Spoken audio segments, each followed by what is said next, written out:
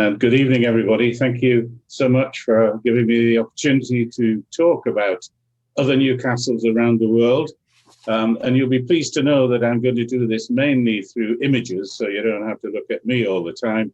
And at a time when we're all very frustrated in not being able to travel abroad, maybe the fact that this is a bit of a travelogue in parts is a good thing and would cheer us up. In addition, as Jackie said, I'm going to talk about the organisation, Newcastles of the World, and some of the things that we've been doing, things that we might like to do in the future. So I'm going to share screen and go into the dreaded PowerPoint, but these are the images which I hope will liven up the talk.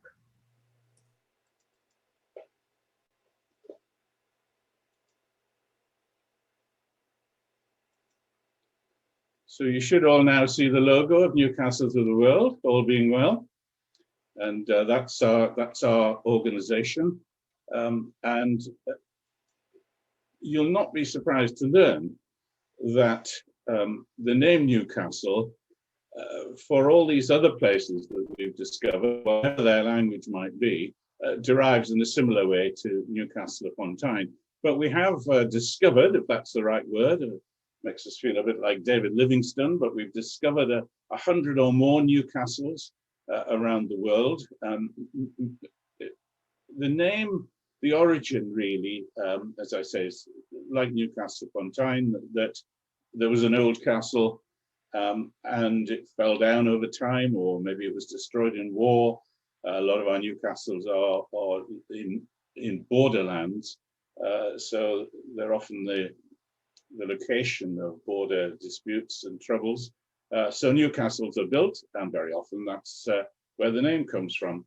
But I think some of you will know that in any event, many of the Newcastles in the English-speaking world have a connection, a direct connection with Newcastle upon Tyne, and take their name from us. So we're kind of going to cover both of those options. Now, some of these Newcastles have been meeting together every 2 years, starting in 1998, when the mayor of a Newcastle, believe it or not, in Japan, a place called Shinshiro, the mayor decided that he wanted to do some city twinning, and he thought the best thing to do was perhaps to twin with a place that had a similar name.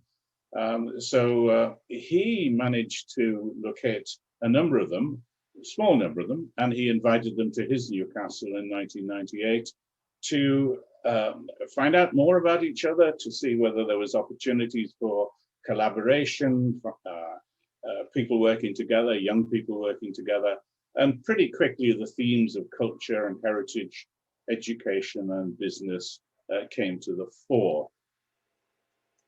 Now, I don't expect you to see this, but you might just get an impression. These are the 100 that we know about, but we recently discovered that Iran and Afghanistan have probably got 100 Newcastles of their own. But on the left-hand side in North America, there are more than 25 Newcastles, some in Canada. There are quite a lot in Italy, Castelnovos, and then a chunk in the middle that are elsewhere in Europe. But I'm not going to talk about, you'll be relieved to know, otherwise you'd never get your dinner.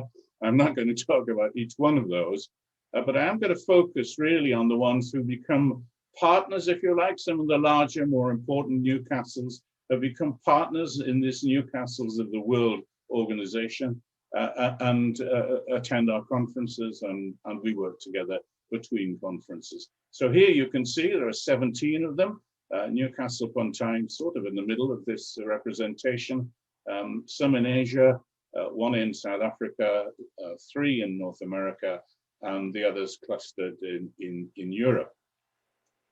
And if you kind of put them together, well, in our organization, it really doesn't matter how big or small you are. It's really the fact that you've got the same name and you're interested in pursuing friendships and collaborations for that simple reason. So they vary enormously in size. Some are very small, as you can see at the top, and the ones at the bottom of this particular screen show the larger ones that are over 100,000, our own Newcastle, one in Malaysia, one in Australia, and one in South Africa. But I will touch very briefly on each of these, and hopefully encourage you perhaps to travel and explore them if you don't know already. So I'm going to start with the Shinshiro in Japan, and that is where the mayor had this idea of bringing us all together. It's getting on towards Kyoto, over 200 kilometers southwest of Tokyo. If you know Japanese culture, you'll not be surprised to know that the No theatre and the Japanese drums and so on are a very, very important part of the culture of this town as well. Some beautiful blossoms showing in Japan. These are the paddy fields on the right. But the most important thing just to say about this Shinshiro is that it's the location of one of the most important battles in the history of Japan, the Battle of Nagashino or Shinigara. You can see an image top right there. From this was the first battle in the history of Japan to be influenced by firearms, by matchlock guns. And it saw the end of a particular clan and their samurai and their demise as a result of the battle. So the town grew up around this castle, and Shinshiro city is I suppose our kind of home Newcastle, if you like, as far as our alliance is concerned. And initially I'm going to show you some images and quickly talk about the Newcastles who were part of that original gathering, the half a dozen or so who came together in Japan and have stayed the course as part of our collaboration. This is in Germany, Neuburg and the Donau, Newcastle on the Danube. It's north of Munich, not a very big place, population of 30,000 or so, has this fabulous Renaissance castle perched over the Danube, the most marvelous old town. And they have a biennial castle festival. Sadly, they've just had to announce the cancellation of the one that would have taken place in 2021. So we've got to wait another 2 years before this festival, which is culture, it's music, but essentially it's reminding everybody about the history and heritage of the town, which is rather special. Another one of the originals and the host of what would have been our conference last year, but that's been postponed, of course, is Neuchâtel in Switzerland, the French canton of Neuchâtel, population just over 30,000, though it's recently been extended because of smaller communities being brought into the boundaries of Neuchâtel itself. Two things in particular, and beautiful location, of course, on Lake Neuchâtel. Two things to mention especially, it is one of the major centers of the watchmaking industry in Switzerland. Bottom left on the screen is some very famous mechanical figurines in their main museum, which are, these figurines are over 250 years old, still in perfect working order, all operating mechanically, clockwork. That's wonderful. But the other thing to mention is chocolate. It's one of the major centers of chocolate production in Switzerland, and established the first factory making chocolate in Neuchâtel in 1826. And every autumn they have a festival which they call Chocolatissimo, and the chocolate artisans produce absolutely marvelous things, some sculptures in chocolate, but they also every year create 3 new flavors, 3 new chocolate bar flavors, which seems to me to be a pretty good idea. I'll move now to a completely different Newcastle, which is in South Africa. You might think, well, maybe that one takes its name from Newcastle upon Tyne. Well, actually, it doesn't. It takes its name from the Duke of Newcastle, who was the Secretary of State for the colonies when this town was established around 1850. First discovered is halfway between Durban and Johannesburg. It was a sort of post house, a small community with some British settlers who assembled there, gathering around the river, and has grown substantially ever since, partly through boundary realignment. It's now almost 400,000 people, of whom a great many are in the townships, into the municipal boundaries after democracy came to South Africa by Mandela, who decided that the old townships, the Bantustans and so on, had to be part of normal local government life. So they were brought into municipal boundaries, and suddenly this Newcastle that had a population of 50,000 had a population of almost 400,000. And if you think our local authorities have a bit of a challenge on their hands, well, just imagine being responsible for the roads, the power, the water, all the things that perhaps our municipalities were responsible for in the 19th century. Well, that's what places like Newcastle and KwaZulu-Natal are having to deal with now. It's the third largest city in the province of KwaZulu-Natal after Durban and Pietermaritzburg, and it's the 10th largest city in South Africa. It is known for being a center of very heavy industry, of coal, of steel, and I guess they're going through the kind of thing that our towns that were based on heavy industry did 40, 50 years ago. They're suffering contraction now and having to find new industries. The culture of the Zulus, of course, a very interesting and quite large Hindu community. Gandhi, when he was in South Africa, led a famous march from Newcastle to protest against immigration regulations on Indian indentured labor in 1913. They reenacted that a few years ago to mark the centenary of it. And just one small place to mention, bottom right, is a place called Hildrop, Haggard's Hildrop. And you might remember the name Rider Haggard, the author, the 19th century author. Well, this was his house. He lived in South Africa for a while. He created a house, a location for the peace treaty after the Second World War. He actually built it because he fancied doing ostrich farming in the area, so I understand. But it's a hotel now. Oops, I'm not sure what happened there. Try that one again, shall we? I think I want to get onto. Now this one, when I'm doing presentations to other Newcastles, I do of course mention this one, but I'm not going to do it tonight, other than to say that the man on the right-hand side under the flag carrying a Newcastle banner, I always give him an honorary mention because he's a refugee and asylum seeker from Iran, and he enjoyed life in Newcastle and felt was being made so welcome that he changed his name. So his name now is Peter Newcastle. This is the other, one of the UK Newcastles, which is part of our alliance, the market town of Newcastle under Lyme, which like ours has got a coal mining heritage. Staffordshire, the Staffordshire coal mine was a significant one. And it's, I suppose it's best known for being the home of Keele University. This is a smaller Newcastle. It's on the border of the Czech Republic, Czechia, and Austria, right on the border, literally on the border.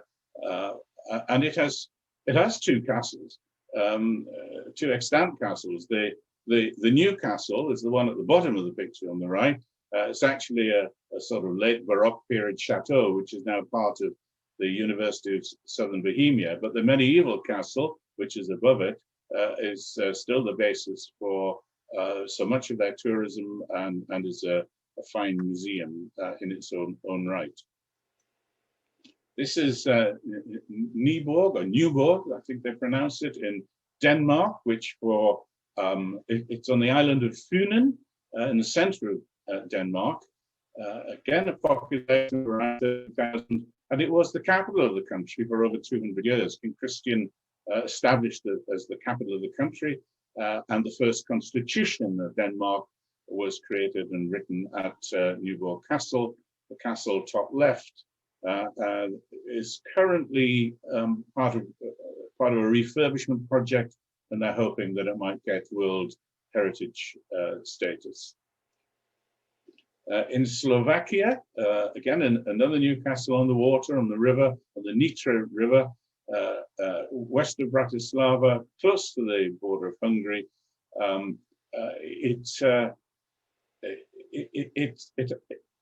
One thing of distinction, or one person of distinction, is its mayor. There's a picture of him here. He's actually an opera singer. He came from the town. He was born in the town, went off and had quite a distinguished career singing in many of the opera houses around Europe. But when the opportunity came to stand to become mayor of his town, he went for it, and he's now in his second term. The castle, which you can see on the heraldic shield, the formation of the castle, but the castle really is something of a ruin now. It's not a castle that people can visit, but still a key part of their culture. Some of you may be familiar with this Newcastle in New South Wales. I think a lot of people have got family connections and visit. It's the 7th largest city in Australia, just north of Sydney. It's two interesting things. The first is that it has one of the most spectacular beaches of Australia, and a hugely popular beach for surfers. Many of the major surfing championships of not just of Australia, but the world take place at the Newcastle beach. But rather strangely, at the same time, that same stretch of water has the largest coal exporting port in the world. Coal from the mines comes down the Hunter River, and the port of Newcastle is the largest and most important coal exporting port in the world. Of course, you might say that perhaps that was us, that was our Newcastle a century ago. And of course, the link between the two Newcastles, it comes from coal mining, and from the fact that when the area was first populated in the late 1790s, coal was discovered, and the military who were establishing the community simply decided that Newcastle upon Tyne was the most important coal producing place in the world, so let's call this place Newcastle as well, and so it is. Another small Newcastle called Jaunpils in Latvian. It has a wonderful medieval castle, another one, but a very small population. But these smaller Newcastles are very proud to be part of our alliance and proud to be able to build these connections with other Newcastles from different countries and different cultures. And this certainly a very enthusiastic member of our alliance. I'm coming towards the end of them now, but I want to mention this very interesting one called Achalsike in Georgia. It's very close to another border. You know, why do people have castles? Well, I mentioned earlier, if you're on the border, then you're in the front line. And this is close to the border with Turkey and with Armenia. And the castle that you can see bottom right, the Rabat fortress, is, I have to say, the most wonderful and spectacular castle of all the castles in our alliance.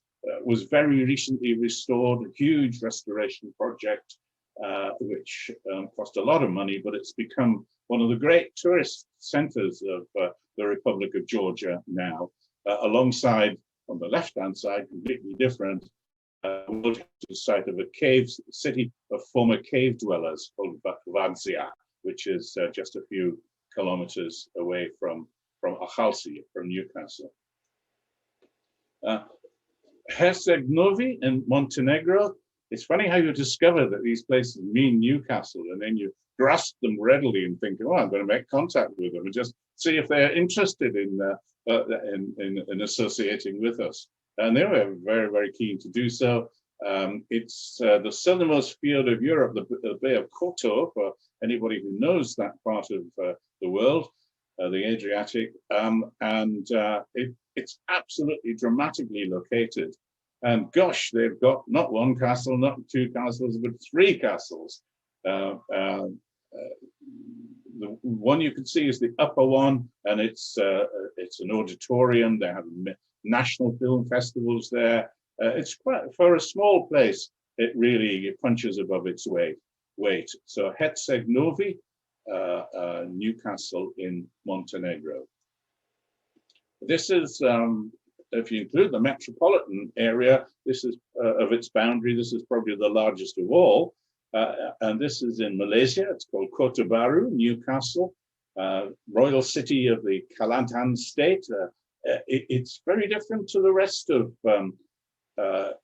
Malaysia in two main ways. One is that it's very strictly Muslim. There's a Muslim political party which controls the administration and life a little bit. But the culture of Kelantan is, it just seems so wonderful. Shadow puppetry, jewelry, kite making, and wonderful textiles. You can see some batik there on the picture, just above the picture below. It's a wonderful market in the town.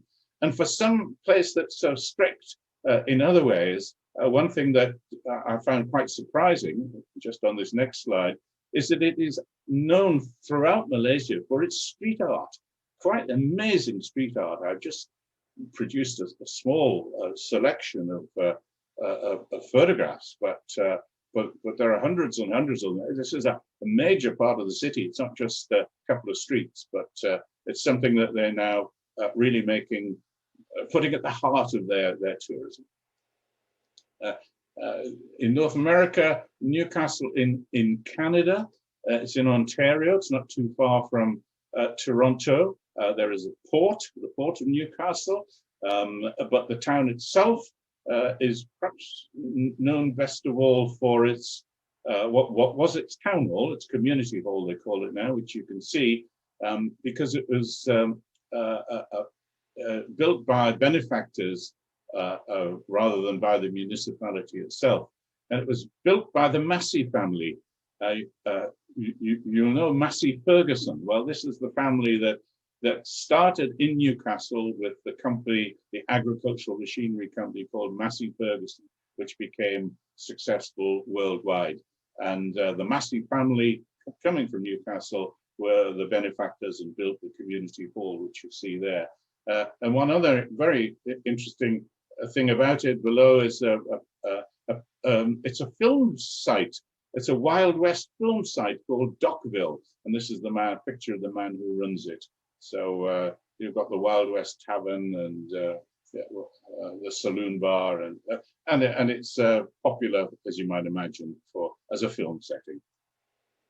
And just two quickly in the USA, Newcastle in Indiana, spelt as two words, Newcastle, and not directly connected with Newcastle upon Tyne, although quite a lot of the Newcastles in Australia are because of coal mining. Many of them took their names because it was mining engineers from the North East coalfield who went out and helped them establish their industry, sank their shafts, and very often the town was just the communities that grew around the coal mine were called Newcastle in recognition of that.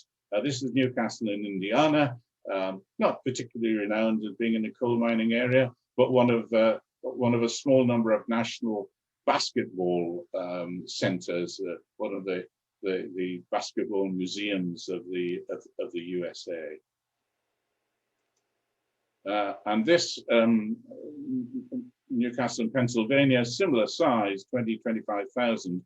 But what used to be much bigger was, but like that part of the world, in the Rust Belt, a lot of the industries just fell away, and the town shrunk in size, but it still has some magnificent buildings and remind you of that period of the establishment of American democracy, public buildings being a manifestation of it. So Newcastle in Pennsylvania.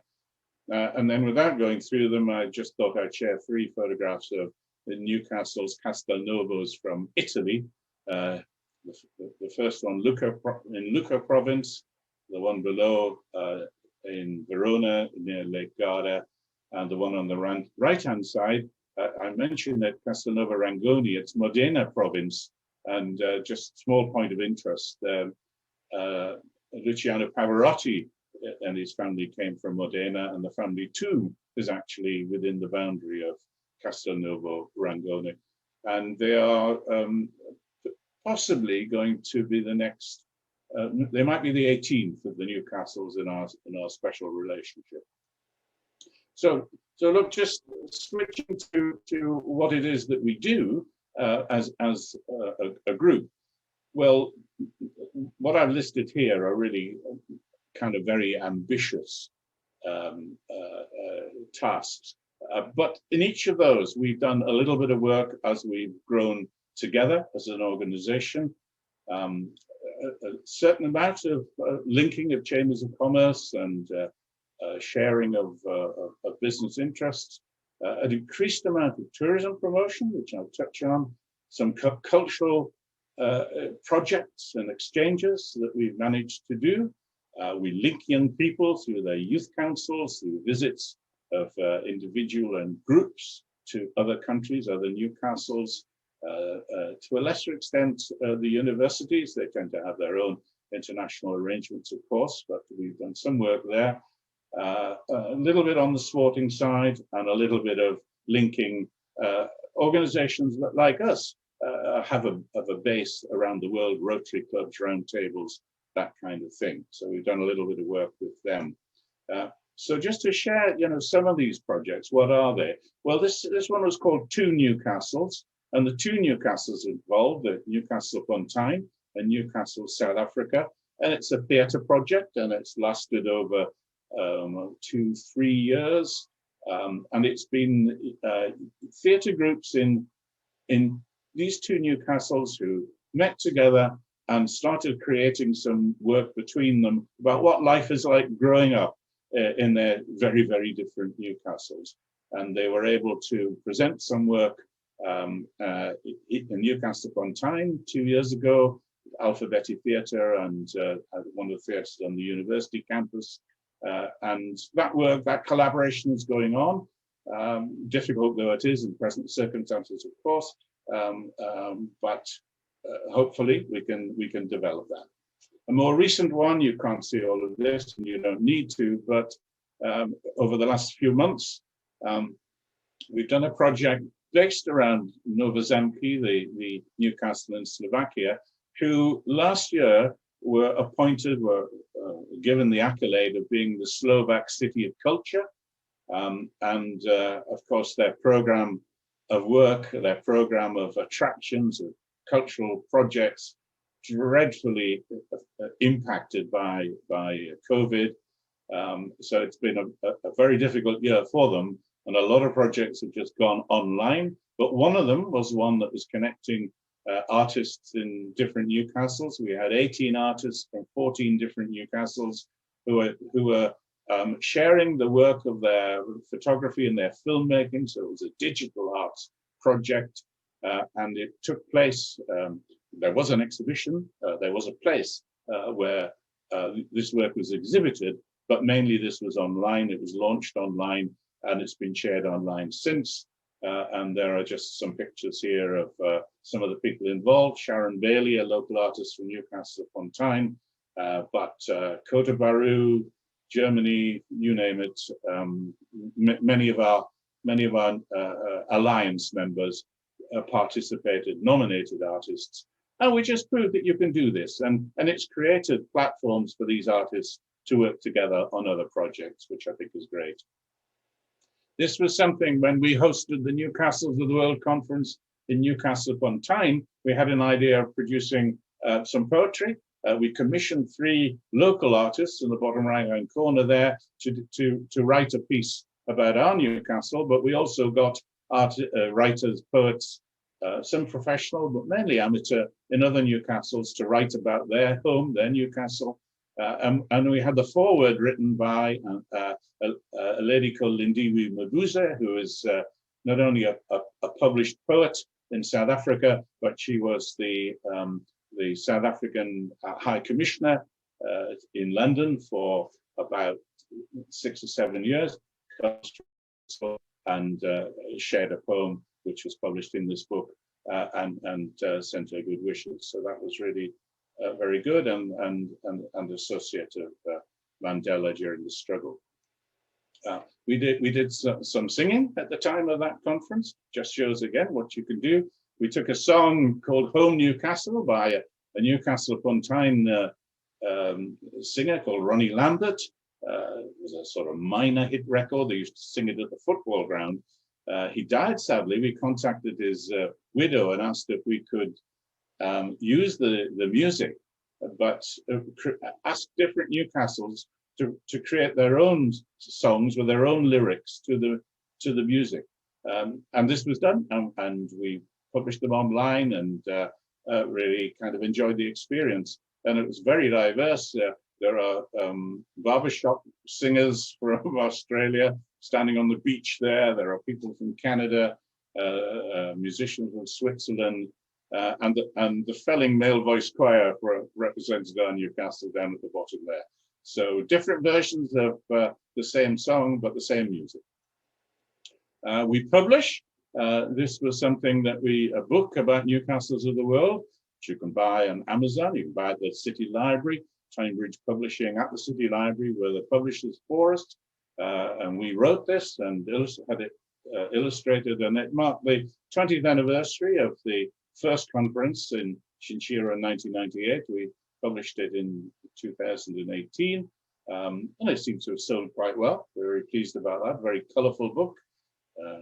Put it on your Christmas card list. Put it on your Christmas list the next time. But some other, and at the time we did an exhibition at the Newcastle City Library. In fact, we've had more than one there, but they are very interested in this idea of Newcastle of the world, and have another exhibition perhaps maybe next year for a project that we're working on at the moment. But these were just some of the panels from the exhibition in 2018. We produced a cookbook asking the different Newcastles to give us their recipes. For our Newcastle, it was singing hinnies and it was brown ale stew. This is a jigsaw that we produced at Christmas time on the right-hand side. And we produced, kind of more seriously, if you like, we talked about the coal mining link. We produced quite a small pamphlet, which can send if anyone's interested, the link, or it's on our website. But it's about the history of coal in our different Newcastles, in the North East coalfield, in Staffordshire coalfield, in Australia and South Africa, and in some of the American Newcastles. But we also touched on some of the culture of the music, the poetry, the art of the coal mining communities. So you'll know the Pitman painters, of course, from the North East coalfield. There are poets and authors from other coalfields and other Newcastles. So it's just a summary, but it's quite an interesting and quick read to find out a little bit more about the connections. On the bottom left here is just Newcastle in Colorado in the States. Took its name directly from us. They have what they call a Burning Mountain Festival. They've got one of these cases where one of the coal mines caught alight and they've never actually put it out. So they have a festival every year to celebrate the coal mining heritage of their town. So this is the coal mining history of Newcastle's. In Montenegro, we persuaded them to pilot something that we call the Newcastles of the world, where we got several other Newcastles to visit this city during the occasion of one of its own major festivals. That was a bit of an add-on. They had an exhibition for a couple of weeks, but we sent some musicians from Newcastle upon Tyne. You can see bottom right, folk music. We had some artists from Japan and from Switzerland too. So collaborating around the theme of Newcastles, but being able to share our own culture and heritage a little bit. And I mentioned tourism. We've created rather grandiosely something we call the Newcastle's Passport. It's a way of trying to encourage people to visit from one Newcastle to another, to promote tourism and friendship. It's promoted through our website, and you go through and you can see special offers that many of the Newcastles are making to people from other Newcastles. you download a passport, not really, of course, but it's just a kind of link that you can show. And it's all about special offers to really reinforce this concept of friendship, that if you visit another Newcastle, we're going to go out of our way to make you welcome. But just as an example, Shinshiro in Japan, if you were to visit there, this is what happened. You get a guided hiking tour of the wonderful mountain areas above the city, a city tour, free entrance to museums, a special tea ceremony. You can wear a samurai costume. You can meet the mayor. I don't know how popular that would be. You can stay with a host family. This just makes it something special. It makes it more than just I'm visiting another place. It's just we're going to go out of our way to welcome you. Another example of how many people from Newcastle, Australia come to visit our Newcastle, and we have a number of people who make a special effort to, if they're following their own history, their history and heritage, to take them around the region and to make the connections for them.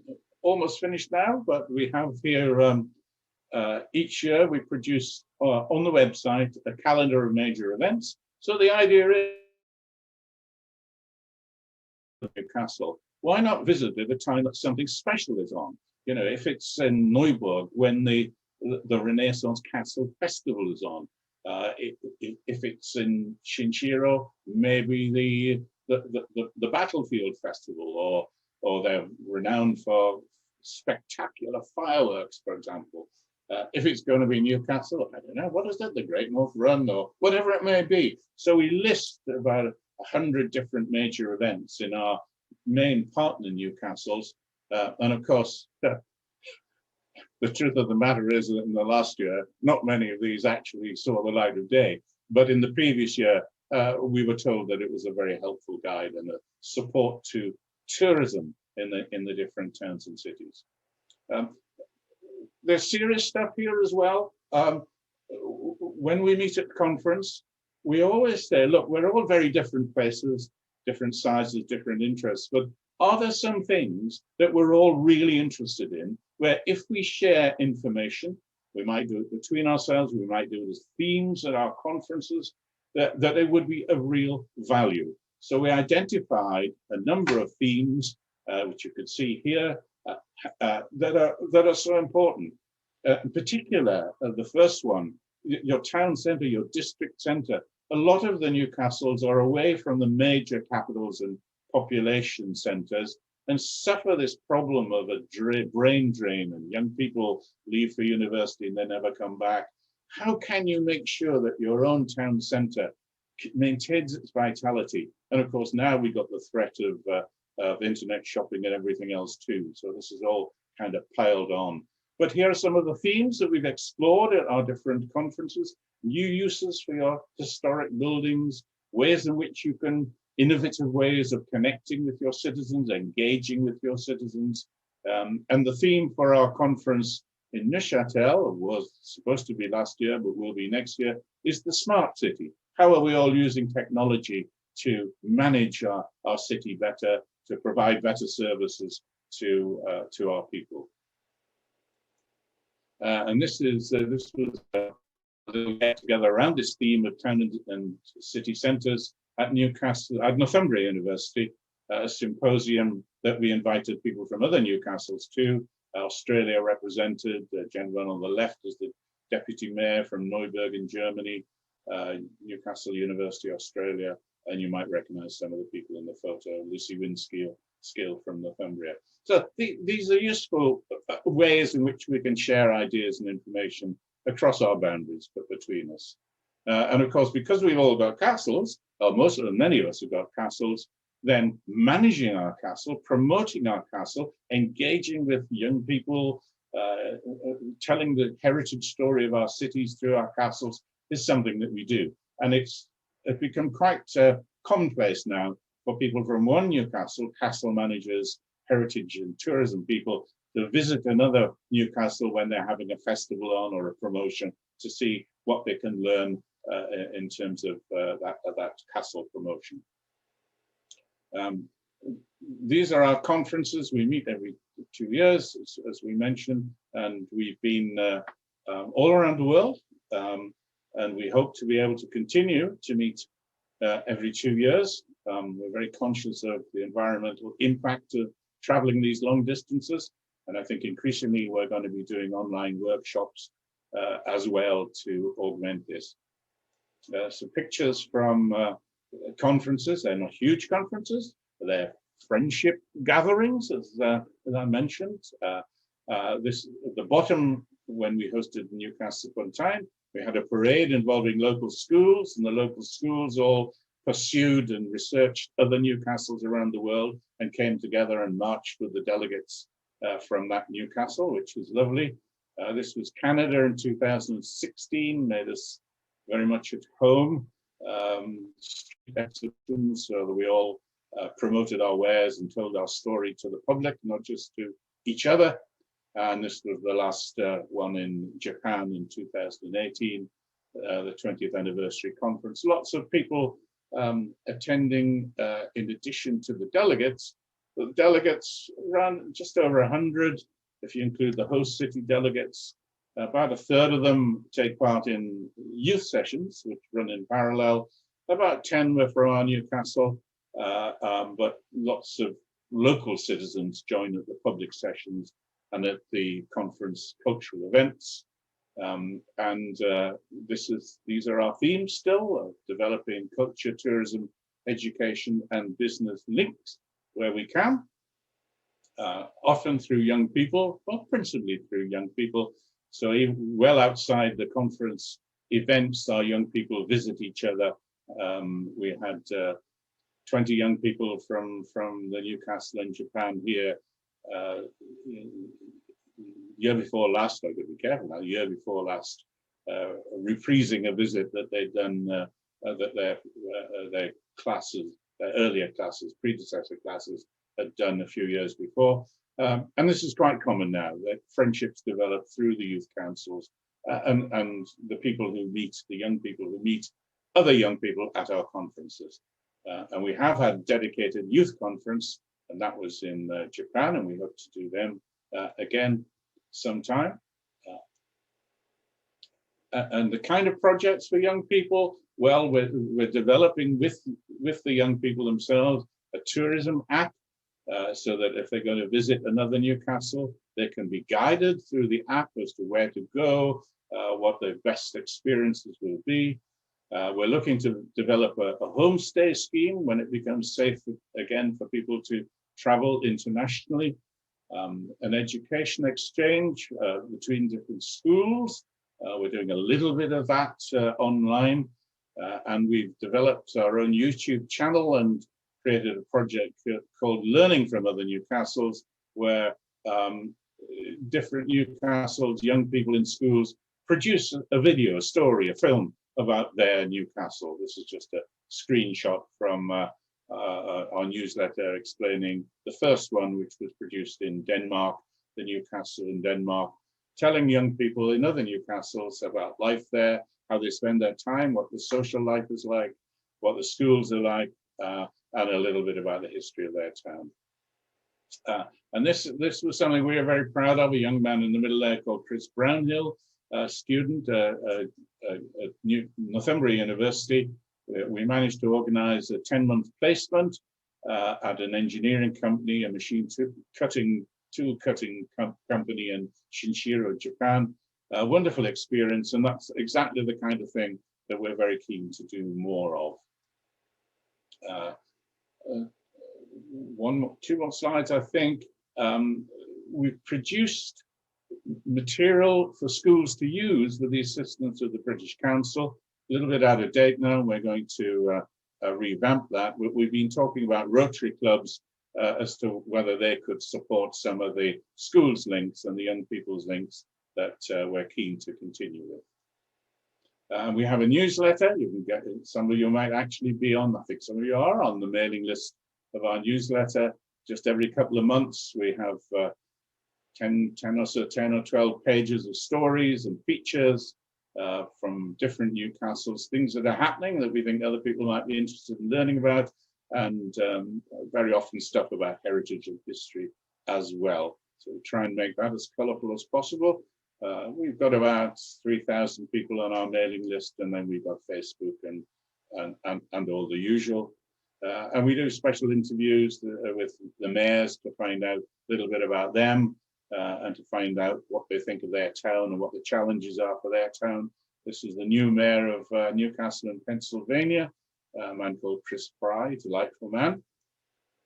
And then finished here, if you were to venture onto our website, this is the kind of thing you find. A lot of things I've been talking about, more information about each of the individual partner Newcastles. You can see all of our previous newsletters and have a look through those if you're interested. Find out a bit more about the projects and about the major events. There are two of us available to assist if you have any questions, if you need any support. Zeli Geran is our project director, and I do the kind of sweeping up and linking, and you'll gather from that effectively Newcastle upon Tyne provides the secretariat for our Newcastles of the World Alliance. So we provide the linking. We're very light on resource. What funds we get come from voluntary contributions from some of the other municipalities and just occasionally from charities. But we run it pretty light, and much of it is about sharing our knowledge and information and not necessarily spending a lot of money.